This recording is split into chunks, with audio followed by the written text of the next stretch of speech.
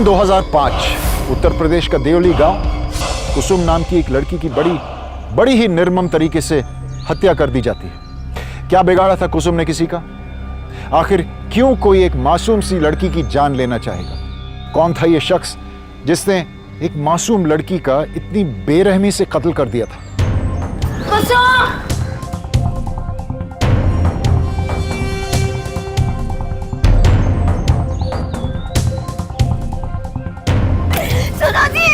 जल्दी उठाओ, जल्दी।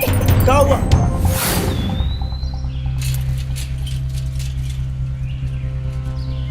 हाँ बेटा, ये ले दूध।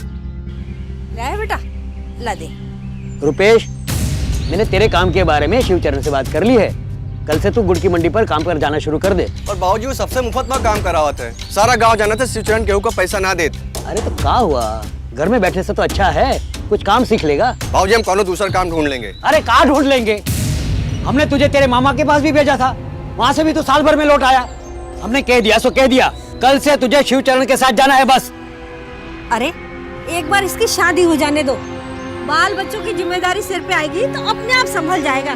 माँ, हम तुमसे क्या नाम कौनो दूसरा काम ढूंढ लेंगे, पर हमसे इस शादी वादी की बात मत किया करो।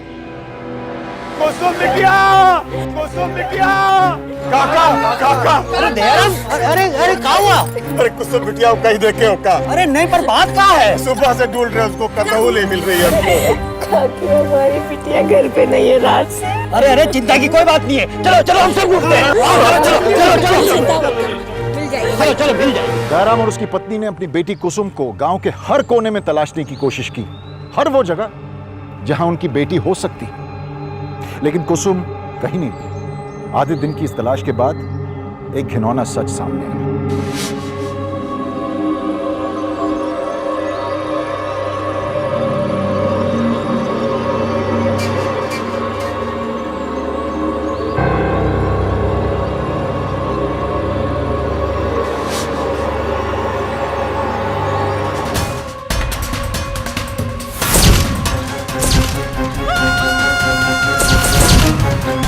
दोस्तों, देवली गांव में ये इस तरह की पहली वारदात नहीं थी। सन 2004 से 2005 के बीच 5 लड़कियों को बलात्कार की कोशिश के बाद इसी तरह चाकुओं से मार दिया गया था। क्या कुसुम की हत्या के पीछे भी इसी हत्यारे का हाथ था? मेरी बच्ची को मारा, मेरी बच्ची को। देखो दयाराम, अब हमें पुलिस को खबर करनी चाहिए। अरे रुको काका, पुलिस वालों को क्या खबर करनी है? पुलिस वालों की खबर तो हम लेंगे।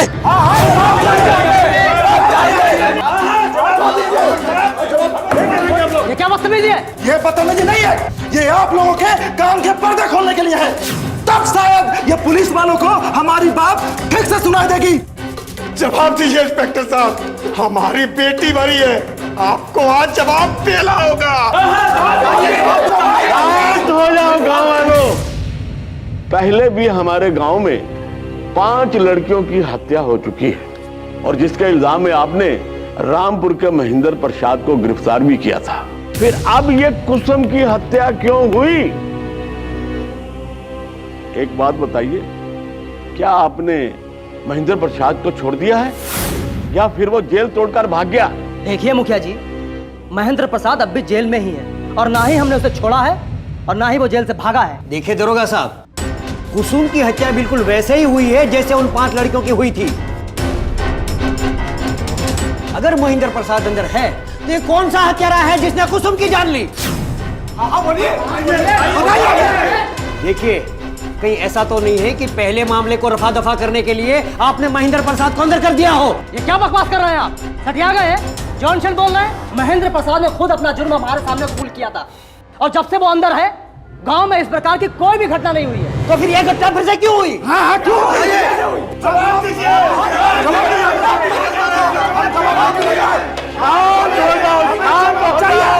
शांत हो जाओ। देखिए इंस्पेक्टर साहब, आप जल्दी से जल्दी उस हत्यारे को गिरफ्तार करिए, वरना गांव वालों को रोकना मुश्किल हो जाएगा। चलो गांव वालों, चलो।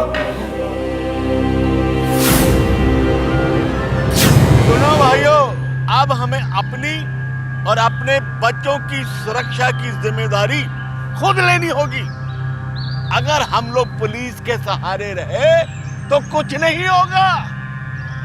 अरे मैं तो कहता हूं हर घर से एक आदमी आगे आए और सब मिलकर रात को गांव में पहरा दें। इस बारे में आपकी क्या राय है? आप बिल्कुल सही कह रहे हैं। बिल्कुल सही कह रहे मुखिया जी, पुलिस के भरोसे रहना हमारी मूर्खता होगी। तो फिर ठीक है, आज रात को मुन्नू रुपेश, गुन्नू जाट और इनके साथ 3 लोग और मिलकर गांव में रात को पहरा देंगे। पूरा गांव खुद की और अपनी परिवार की सुरक्षा के लिए मुस्तैद हो गया। सावधान रहने की एक मुहिम सी छिड़ गई, लेकिन किसी को कोई भनक नहीं थी कि यह हत्यारा कौन था। शायद यह हत्यारा इसी गांव का था, सबके सामने, लेकिन सबसे अनजान। यह एक ऐसा डर था जिसका कोई चेहरा नहीं। अगर सामने भी आए तो कोई पहचान नहीं। कोई चाहकर भी कुछ नहीं कर सकता था सिवाय अपनी हिफाजत करने की। हर रात गांव में गश्त होने लगी, लोग टोलियां बनाकर पहरा देने लगे। कोई भी अनजान इंसान अगर दिख जाए तो उसे रोककर पूछताछ की जाए। कुछ दिनों तक सब कुछ ठीक ठाक चलता रहा। फिर एक हफ्ते बाद दोपहर के समय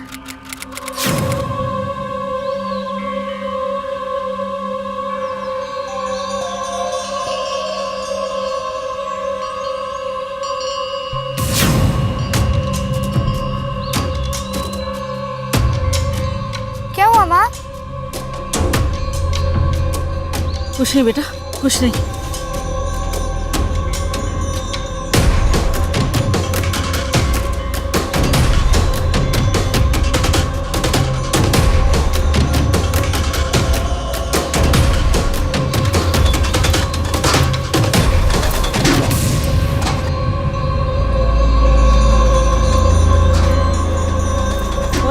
बेटा बाल्टी इधर रख। माँ चले। बेटा एक बाल्टी और भर ले, फिर चलते हैं।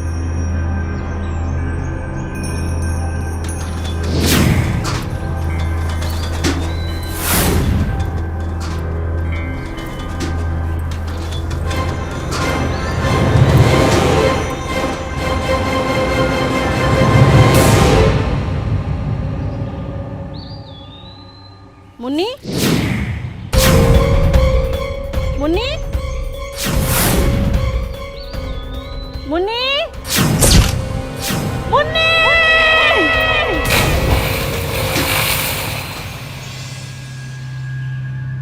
अरे रुक, तू यहाँ क्या कर रहा है? तुझे तुमने शिवचरण के पास भेजा था ना? वो हम अरे जी, ये वो क्या, कहाँ गायब था दिन भर?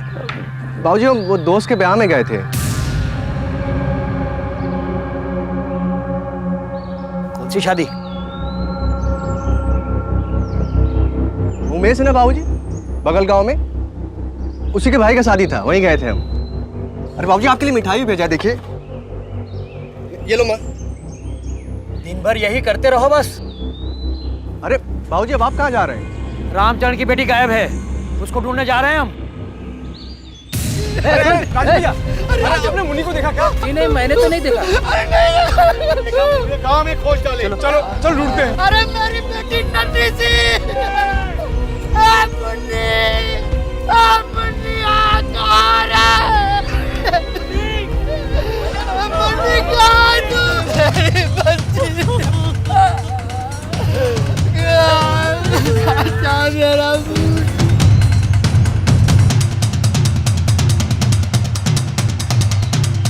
ये तो हमारी बच्ची है। मेरी बुढ़ी। अरे जा रहे बाबूजी। अरे दौड़ पीछे रामचरण जी, आप आगे नहीं जा सकते, ये पुलिस केस है। क्या कर लिया पुलिस ने? अरे तुम्हारी आंखें फूट गई है क्या? देखते नहीं हमारी बिटिया है वो। देखिए, आपके पास जाने से सबूत इधर हो सकते हैं। हमारी बात समझने की कोशिश कीजिए, हम आपके भले के लिए कह रहे हैं और हमें अपनी कार्रवाई करने दीजिए। अरे भाड़ में गई तुम्हारी कार्रवाई। देखते नहीं हमारी बेटी बुढ़ी है, मुझे जाने दो। देखिए, उनको उनकी जांच करने दो।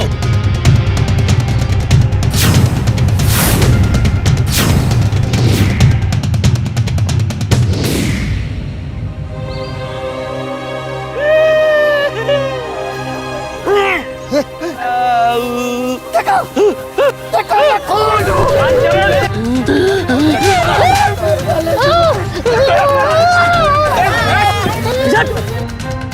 ये पुलिस कैसे? तू बीच में मत पड़। हवलदार लेके जाओ इसको। बिल्लू को तो पुलिस पकड़कर लेकर गई थी, लेकिन रुपेश के पिता को अपने बेटे का बर्ताव कुछ अजीब लगने लगा था। क्या रुपेश के पिता का शक सही था? क्या वाकई में रुपेश कुछ छुपा रहा था? क्या हुआ? नहीं मिली? हम अभी चाय बना के लाते हैं। बाम कहाँ है? सर दर्द हो रहा है। बाम वो अलमारी में रखिए, हम अभी लाते हैं। तुम चाय बनाओ, हम बाम देख लेते हैं।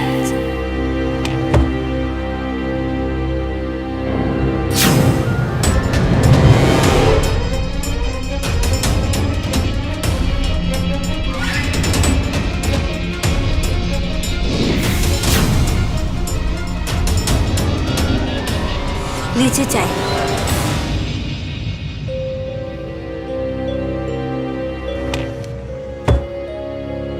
क्या हुआ? कोई परेशानी? गांव वालों को लगने लगा कि बिल्लू की गिरफ्तारी के बाद गांव में ऐसी घटनाएं बंद हो जाएंगी, और वाकई में 1 महीने तक ऐसा कुछ नहीं हुआ। धीरे धीरे गांव वालों का भरोसा यकीन में बदलने लगा कि आखिरकार बिल्लू ही असली हत्यारा है। फिर अचानक एक दिन उनका भरोसा चकनाचूर हो गया। वही हुआ जिसका उन्हें डर था।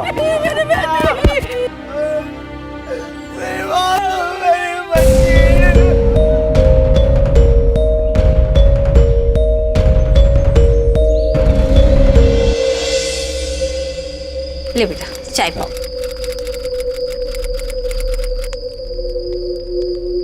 अरे तू उस दिन किसकी शादी में गया था? अरे तुझसे पूछ रहा हूँ। किस दिन बाबूजी?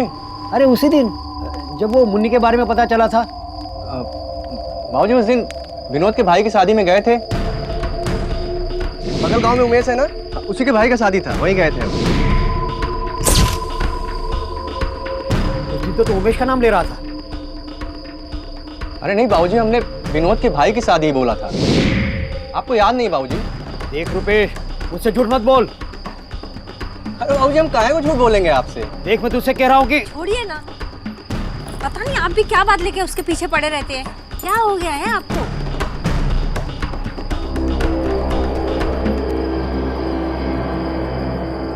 रुक, अब क्या हुआ? तेरे चेहरे पर चोट कैसे लगी?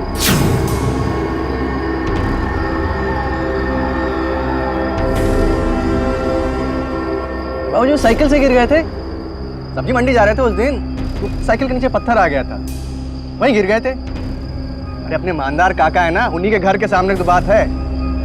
अच्छा बाबूजी अभी आते हैं थोड़ी देर में।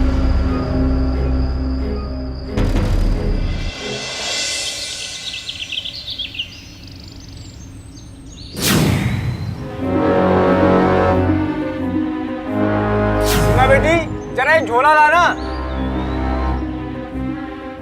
बेटी कहाँ रह गई? लाई बापू। बेटा हम मंडी जा रहे हैं, आते वक्त थोड़ी देर हो जाएगी, लेकिन जब तक हम वापस नहीं आए किसी के आने पर दरवाजा मत खोलना। जी बापू।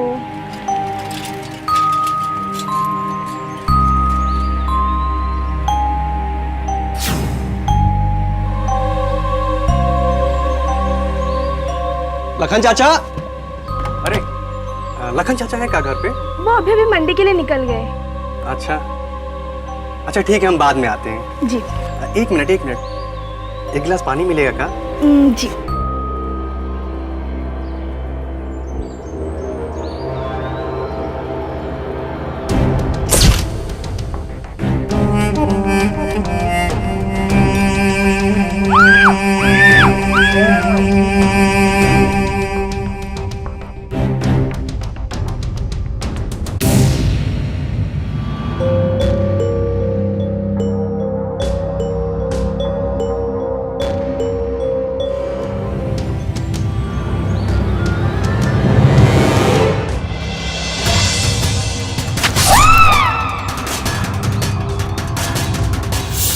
गांव के दूसरे लड़कों की तरह साधारण से दिखने वाला रुपेश ही उस लड़की का हत्यारा था। वही था जो एक एक करके गांव की कई लड़कियों का खून कर रहा था। अब तक कुल मिलाकर रुपेश ने 8 लड़कियों का खून किया था। इनमें से 6 लड़कियां नाबालिग थी और 2 की उम्र बस 18 से कुछ ही ज्यादा। रतनराम का शक अपने बेटे के प्रति बिल्कुल सही था, लेकिन चूंकि रतनराम के पास कोई पुख्ता सबूत नहीं था, इसलिए वो अब तक कोई फैसला नहीं कर पाया।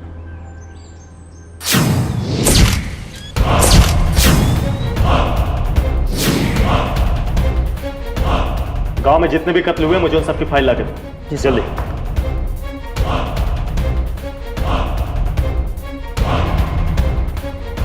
मुझे मुखिया से मिलना है। सभी लड़कियों की हत्या गांव के इन्हीं 3 जगहों के आसपास हुई है। कातिल इसी गांव का है।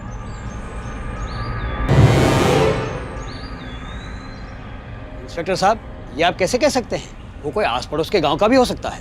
पूरी रात आप लोग गांव में पहरा देते हैं, कातिल आपके हाथ लगा नहीं? पता है क्यों?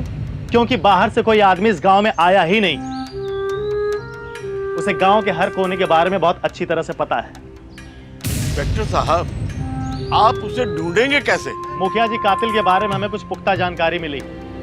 तकरीबन 1 साल से इस गांव में कोई घटना घटी ही नहीं। कातिल वो भी हो सकता है कि जो 1 साल के लिए इस गांव से दूर रहा हो और अभी हाल में ही कुछ दिन पहले गांव में वापस आया। और एक बात, कातिल के खून करने के तरीके से ये बात साफ साफ पता चलती है कि कातिल अपने बाएं हाथ का इस्तेमाल करता है। बाबूजी, चाय। रुपेश, मैंने तुझे कितनी बार समझाया है कि तू कोई भी काम उल्टे हाथ से मत किया कर, ये अशुभ होता है। और सबसे खास बात, कातिल जिन 8 लड़कियों का करना चाहता था उसमें से सिर्फ 2 का ही कर पाया। इंस्पेक्टर साहब, आप कहना क्या चाहते हैं? हो ना हो, कातिल के अंदर जरूर कोई ना कोई दोष है जिसकी वजह से उसे औरत का सुख नहीं मिलता। और यही वजह है कि उसकी मानसिक स्थिति बिगड़ चुकी है। या वो लोग भी हो सकते हैं कि जिनकी बीवी दूर रहती हो, या वो लोग जिनकी उम्र तो हो चुकी है शादी के लायक, लेकिन अभी तक उनकी शादी हुई नहीं। शायद वो करना ना चाहता हो अपनी इसी कमी की वजह से। माँ, हम तुमसे कहे ना कोनो दूसरा काम ढूंढ लेंगे, पर हमसे इस शादी वादी की बात मत किया करो। मुखिया जी, वो देखने में बिल्कुल हमारे और आप जैसा ही होगा, लेकिन उसके सोचने का तरीका हमसे अलग है, बिल्कुल अजीब सा। उसको पकड़ने में हमें आप लोगों की मदद चाहिए। इंस्पेक्टर साहब, आप हमें हुक्म कीजिए, हमें क्या करना होगा? क्या करना पड़ेगा? हमें सबसे पहले तो उन लोगों का नाम चाहिए जो लोग अपने बाएं हाथ का इस्तेमाल करते हैं, और उन लोगों का भी जो 1 साल के लिए इस गांव से दूर थे और अभी कुछ दिन पहले ही वापस लौटे। हत्यारा इनमें से ही कोई एक है। ठीक है इंस्पेक्टर साहब, मैं सारे गांव में इतला कर देता हूं। इंस्पेक्टर राणा के द्वारा बताई गई पहचान के दायरे में आने वाले सभी लोगों को पूछताछ के लिए पुलिस स्टेशन बुलाया गया। रूपेश भी उनमें से एक था। सभी लोगों की तरह रतनराम भी अपने बेटे रूपेश के साथ पुलिस स्टेशन गया। सब रूपेश मेरा बेटा है। वो 1 साल के लिए यहाँ था नहीं। पिछले 1 साल से कहाँ थे? जो मामा के यहाँ थे अपने। अभी तक शादी भी नहीं की? नहीं जी, नहीं। तुम अपने बाएं हाथ का इस्तेमाल करते हो? हाँ, बाएं हाथ से। ठीक है, जा सकते हैं आप लोग। जी सर। रुकिए, सिर्फ तुम जा सकते हो। आप बाहर बैठिए, मुझे आपसे कुछ बात करनी है। जी सर। लेकिन रूपेश से सवाल जवाब करने के बाद इंस्पेक्टर राणा ने रतनराम को दोबारा अकेले में बुलाया। क्या उम्र होगी रूपेश की? जी 27 साल। आपने कभी उसकी शादी वादी के बारे में नहीं सोचा? साहब, हम तो बोल बोल कर थक गए, लेकिन वही मानता नहीं। फिर हमने भी कहना छोड़ दिया। उसकी मर्जी होगी तो कर लेगा। हमने सुना है कि फरवरी 2004 से लेकर फरवरी 2005 तक वो इस गांव से बाहर था। साहब, हमने उसको सरहानपुर भेजा था उसके मामा के वहाँ कुछ काम करने के लिए, लेकिन वहाँ भी उसका मन लगा नहीं और वो वापस लौट कर आ गया। और उस दौरान गांव में एक भी खून नहीं हुआ। रुपेश अपने बाएं हाथ का इस्तेमाल करता है जी। और जब से वो गांव में वापस आया है, एक के बाद एक हत्याएं होती जा रही हैं। हो सकता है कि ये सब सिर्फ एक इत्तेफाक हो और आपका बेटा निर्दोष हो। देखिए, मैं समझता हूं कि एक बाप होने के नाते अपने बेटे के ऊपर शक करना बहुत मुश्किल है, लेकिन गांव वालों की जिंदगी बचाने के लिए आपको रुपेश के ऊपर नजर रखनी होगी।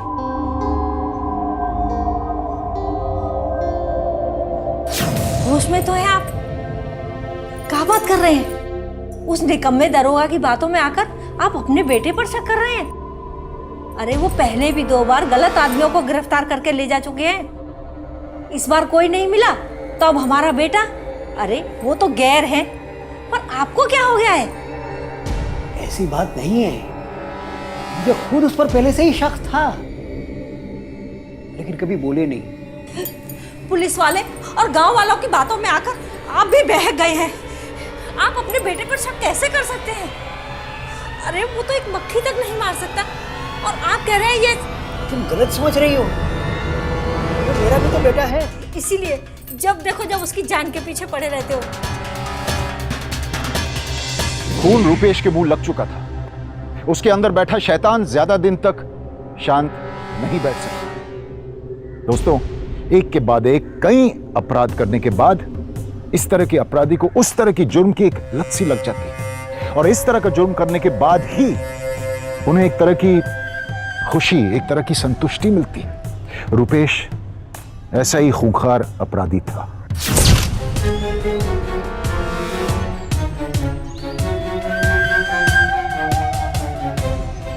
संभाल कर खेलो, गिर जाओगे। अरे अरे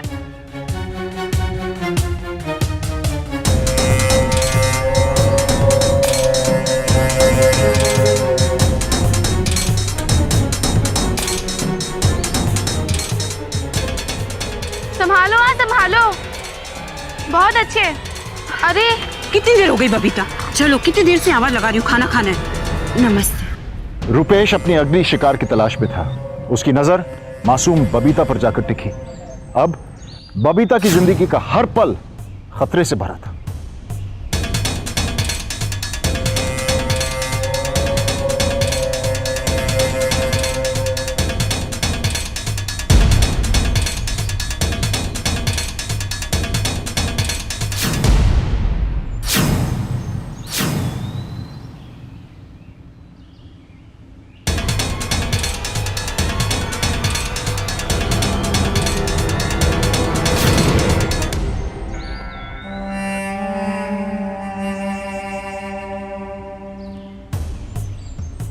बबीता,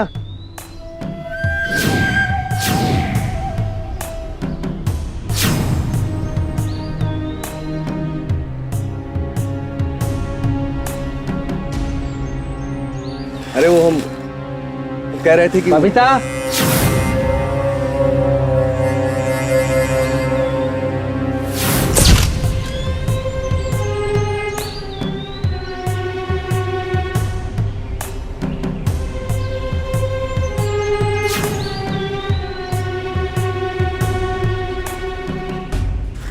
रुपेश बेटा, इतने घबराए हुए क्यों? चाचा जी, बबीता को अकेले जाता देख ना हम डर गए। आपको मालूम है चाचा जी गांव का माहौल क्या है आजकल? अरे बेटा, हमको भी गांव का माहौल मालूम, लेकिन इतनी ज्यादा चिंता करने की जरूरत नहीं। हमेशा नजर रहती है हमारी उस पर। हाँ हाँ चाचा जी, वही हम सोचे कि उसको घर छोड़ाएं। वैसे तुमने अच्छा किया। अच्छा, चलते हैं। जी चाची, चल बेटा।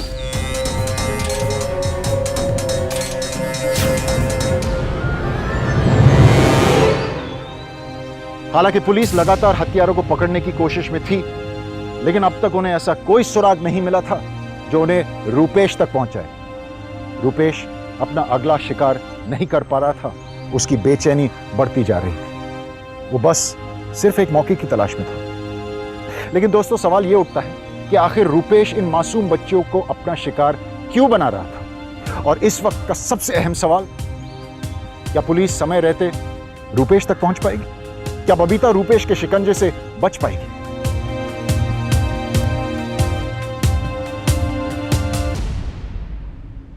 अरे माँ, रोटी दे। ले बेटा।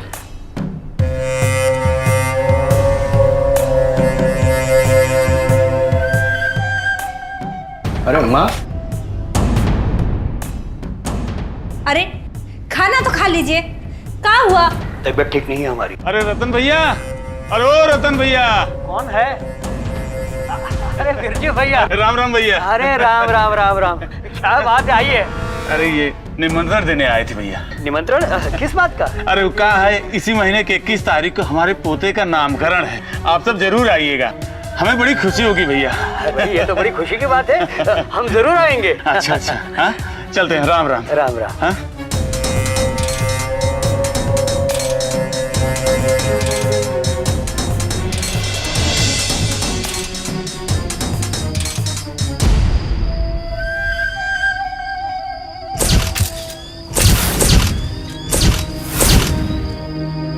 किस तारीख?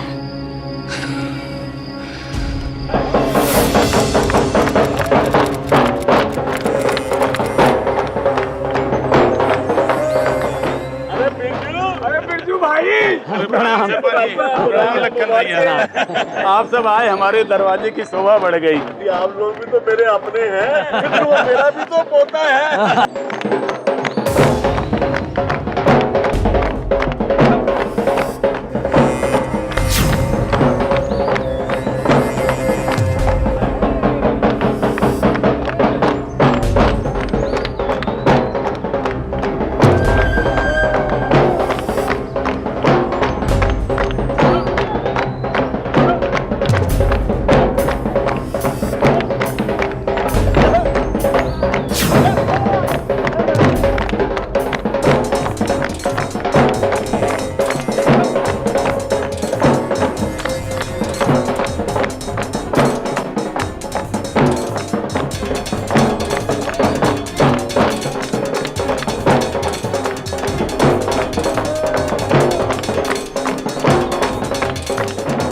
रुपेश,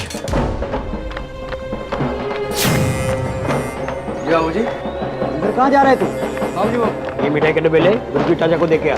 जी बाबूजी।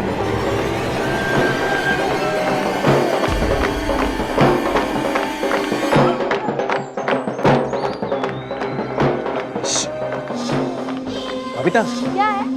इधर आना। ये देख, तेरे लिए लड्डू। लड्डू? हाँ लड्डू। ले जा इसको अपने घर पे रख के आ। अभी तो मुझे घर नहीं जाना है, मुझे भी खेलना है। अरे बबीता अरे बबीता की माँ। हाँ भाभी जी, जरा इधर आ तो। आई भाभी जी आई। क्या हुआ भाभी जी? अरे वो भंडारे से डिब्बा नहीं निकल रहा है, जरा उतार के देना मुझे। मैं उतारती हूँ ना भाभी जी, एक मिनट। बबीता सुन, यहाँ से कहीं जाना मत, समझ गई ना? मैं आती हूँ अंदर जाके। हाँ।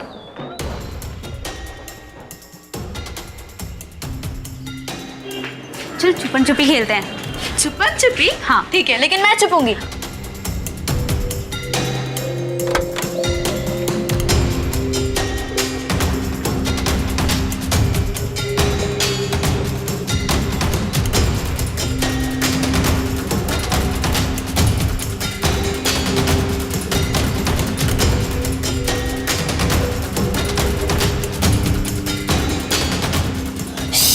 मैं छुपी हूँ।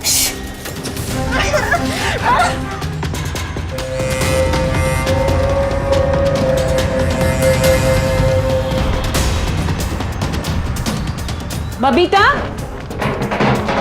बबीता, बबीता। भाभी जी, आपने बबीता को देखा क्या? नहीं तो। बबीता कहीं दिखाई नहीं दे रही है। अरे क्या हुआ? अरे बबीता को यहाँ छोड़ के गई थी मैं, पता नहीं कहाँ चली गई वो। इधर ही खेलती होगी, चिंता मत कर। बबीता खेलती होगी। सुनिए ना। क्या हुआ? बबीता को देखा क्या आपने? कितनी बार बोला है तुमको उसको अकेले मत छोड़ा करो। अरे तो मैं भाभी जी को मंडरे मेरे सामान निकलवाने गई थी। अरे रामकांत चाचा, अरे क्या हुआ? अरे बिरजू भैया, बबीता नहीं दिखाई दे रही है। बबीता! अरे बबीता बेटा! देख तेरी और लग रहे। क्या है? अरे बबीता! अरे बबीता! अरे रामचरण काका उधर मिली क्या? एक की दलाल! अरे कहाँ हुआ? अरे होटे को ले, होटे को ले! अरे कहाँ? चलो चलो बबीता! चलो! अरे हमारी बिटिया बाबा! अरे हमारी बिटिया! चलो चलो! हमारी बिटिया! अरे मुन्ना चल! चल चल! अरे राम काका! लेकर चाचा, ये क्या हो गया मेरी बिटिया को? अरे बिटिया आंखें खोल बेटा! अरे मेरी बेटी को क्या हो गया? अरे अरे अरे बबीता बिटिया! अरे बबीता बिटिया! जिंदा है! क्या कह रहा बिरजू काका? जिंदा है! अरे ले चलो इसको! चलो! रतन चाचा!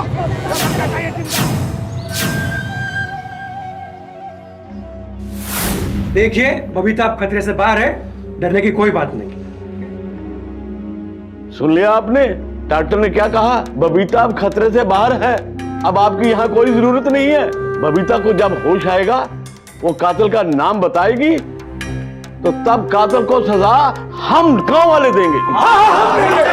हम देंगे। इंस्पेक्टर साहब, अब आप इस मामले से दूर ही रहिए। देखिए आप लोग, मुखिया जी शायद एक बात आप लोग भूल रहे हैं कि कातिल अभी भी आपके बीच में ही है। अगर उसे पता चला कि बबीता जिंदा है तो वो उसके ऊपर दोबारा जानलेवा हमला करेगा। बबीता की जान अभी भी खतरे में है। आप उसकी चिंता मत करिए, हम सब यहाँ बबीता के पास रहकर पहरा देंगे। हाँ हाँ, हम सब देंगे पहरा, कुछ नहीं होने देंगे बबीता को। इंस्पेक्टर साहब अब आप जाइए। ठीक है, अगर आप लोग ऐसा ही चाहते हैं तो यही सही, लेकिन हम और हमारे हवलदार यहीं हॉस्पिटल के बाहर रहेंगे आप लोगों की मदद के लिए। यादव चलो।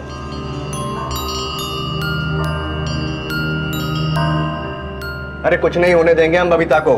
मैं रात में यहीं पर रुकता हूँ, आप सब आराम से बाहर पहरा दीजिए। अरे देखते हैं कौन आता है अंदर। मुखिया जी, रुपेश अकेला नहीं रहेगा, मैं भी उसके साथ ही रहता हूँ। चलो।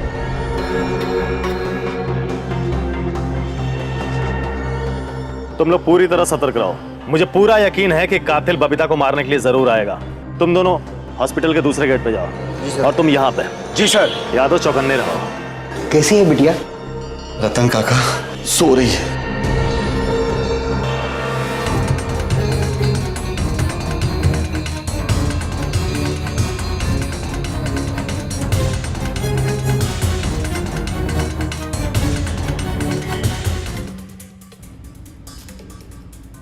चाचा जी, माँ और चाची जी दोनों बहुत थक गए होंगे, आप इन दोनों को घर छोड़ आइए ना। नहीं बेटा, हम यहीं रुकेंगे। घर चलेगी क्या? नहीं नहीं, मुझे नहीं जाना, मैं बबीता के पास रहूंगी। अरे चाची जी, अब बेवजह परेशान हो रही हैं, हम हैं ना, हम संभालेंगे यहाँ पर। चाचा जी, आप ले जाइए इनको। माँ। बबीता की माँ, सब ठीक हो जाएगा, तू चिंता मत कर। चल घर चलते हैं। रतन काका, मैं इन लोगों को घर छोड़ता हूँ। चल भाभी।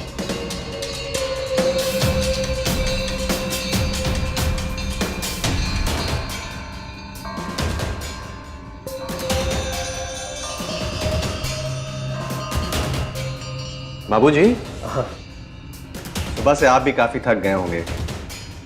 आप एक काम करिए, आप घर जाइए और आराम करिए, हम हैं ना यहाँ पर। नहीं बेटा, तू भी थक गया होगा, जा जा तू घर जा, आराम कर, मैं बैठा हूँ ना यहाँ, जा। नहीं बाबूजी, हम भी आपके साथ ही पहरा देंगे। ठीक है।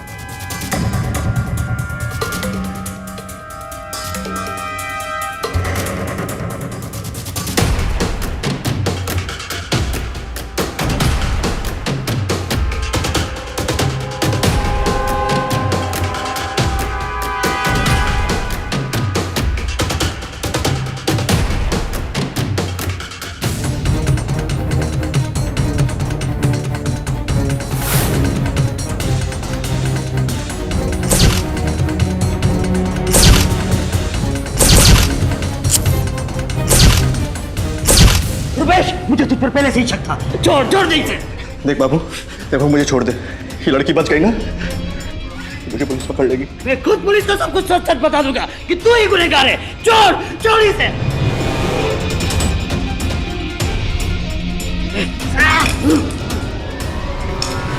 बाबू, बचाओ, पकड़ो पकड़ो रुपेश को, पकड़ो पकड़ो। रुपेश छोड़ जा इसे। रुपेश रुक जा रुपेश, रुक जा रुपेश, रुक जा। अरे पकड़ो। अरे रुपेश, क्या हुआ? काहे भाग रहा है? पकड़ो पकड़ो पकड़ो उसे, पकड़ो उसे। मैं कह रहा हूं पकड़ो। क्या हुआ? अरे रुपेश ही कातिल है। पकड़ो उसको, पकड़ो।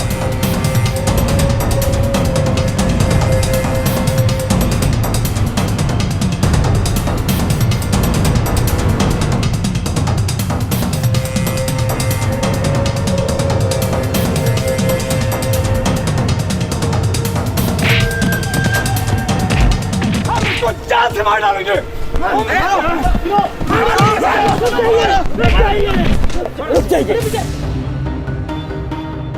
ये आप लोग क्या कर रहे हैं? आप लोग भी इसकी तरह एक खूनी बन जाना चाहते हैं? रतन चाचा, हम जानते हैं कि आपका बेटा है, लेकिन नहीं नहीं नहीं, ये एक सिर्फ खूनी है और कानून ही उसको सजा दे सकता है।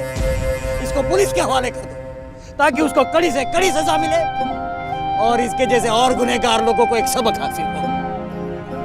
यादव ले चलो इसको। उठ।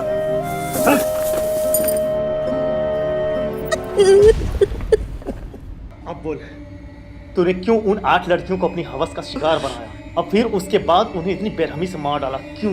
बोल। बोलता है अब तो बताता हूँ सर। आज से 3 साल पहले तेरे को एक फोकट में सलाह दूं क्या? तू ना कभी शादी मत करना, क्योंकि जब तेरी बीवी को पता चलेगा कि तू नामर्द है और तेरे से कुछ भी नहीं होता, तो वो तुझे सुहागरात पर ही छोड़कर भाग जाएगी। नामर्द कहीं का।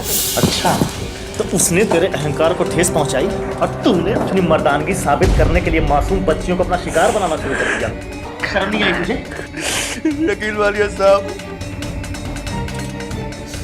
मुझे खुद भी बहुत बुरा लगता था। घिन आती थी मुझे अपने आप से। साहब, जब कभी उस तबायफ की कही हुई बात मुझे याद आती थी, मुझसे रहा नहीं जाता था।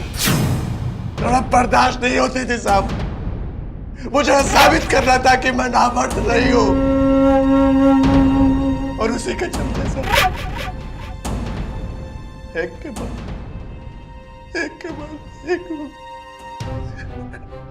रुपेश का बयान सुनकर पुलिस भी हिल गई। एक एक करके उसने अपने सभी घिनौने अपराधों को कबूल कर लिया। अदालत ने उसको इस दरिंदगी के लिए कड़ी सजा सुनाई। लेकिन दोस्तों, उसकी सजा के बाद भी उन मासूम बच्चियों जिनको इस हैवानियत का शिकार होना पड़ा, उनकी जिंदगी को वापस नहीं लाया जा सकता। रुपेश और उसके जैसे दूसरे अपराधियों की वजह से हमारे देश में नाबालिग बच्चियों के साथ बलात्कार के मामले लगातार बढ़ते जा रहे हैं। बच्चों के खिलाफ होने वाले अपराधों की संख्या 2010 में 26,694 से बढ़कर 2011 में 33,100 हो गई, यानी सिर्फ एक ही साल में 24% की बढ़ोतरी। क्यों बढ़ रही है इन अपराधों की संख्या? क्यों छोटे छोटे मासूम बच्चों पर इतना जुल्म ढाया जा रहा है? सिर्फ इसलिए क्योंकि ऐसे अपराधियों के लिए नाबालिग बच्चियां आसान शिकार होती हैं, या फिर इसलिए भी क्योंकि हम अपराधियों को पनपने दें? अगर हम अपराधी प्रवृत्ति के लोगों को पहले ही पहचान ले तो शायद अपराधों की संख्या कुछ कम हो जाए। रुपेश के पिता रतनलाल ने देर कर, लेकिन देर से ही सही रुपेश के बर्ताव पर गौर तो किया। अगर रतनलाल इस बात को यूं ही नजरअंदाज करते रहते तो शायद रुपेश कभी नहीं पकड़ा। दोस्तों, हमें भी एक जिम्मेदार नागरिक होने का फर्ज निभाना चाहिए। हमारे आसपास के लोगों के व्यवहार पर नजर रखनी चाहिए। अगर उनके बर्ताव में, उनके तौर तरीकों में कोई बदलाव नजर आए तो इसे एक समस्या मानकर इस पर ध्यान देना चाहिए। इसी ख्याल के साथ मैं आपसे विदा लेता हूं। कल फिर मुलाकात होगी ऐसी एक सच्ची घटना को लेकर। तब तक खुश रहिए, सुरक्षित रहिए, सावधानी रहिए। India fights back.